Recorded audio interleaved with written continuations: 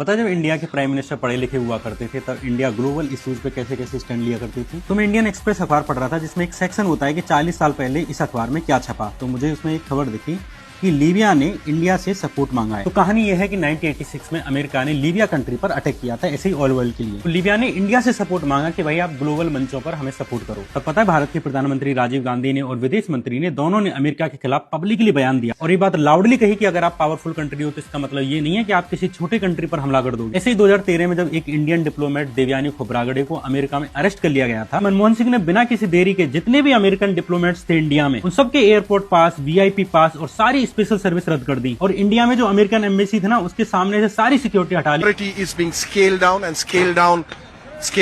massively. Last में America को झुकना पड़ा और देवयानी खोब्रागडे पर जो केस लगा रखा था ना वो वापस करना पड़ा। और भाई अब वाले को देखो, पूरे दिन गाजी, अकबर, औरंगजेब, बादशाह, शाहजहां, जहांगीर, मोहम्मद बिन तुगलक सबके नाम लेते हैं लेकिन ट्रंप का नाम नहीं लेते। सैकड़ों इंडियंस को ट्रंप ने हाथों में हथकड़ियां बांध बांध के हवाई जहाज से भेजा। कम से कम 35 बार कहा कि मेरे दबाव के कारण इंडिया ने पाकिस्तान के खिलाफ युद्ध बंद किया। भाई इंडिया पे 50-50%, 100% टैरिफ लगा दिए, शेयर मार्केट गिरा दिया और ये भी कह दिया कि मोदी मुझे खुश करने में लगे हुए हैं। लेकिन मेरे महबूब सनम नेता और वर्ल्ड लीडर मोदी जी ने एक बार ट्रंप से नहीं कहा कि भाई इंडिया एक इंडिपेंडेंट कंट्री है और तुम डिसरिस्पेक्ट करना बंद कर दो।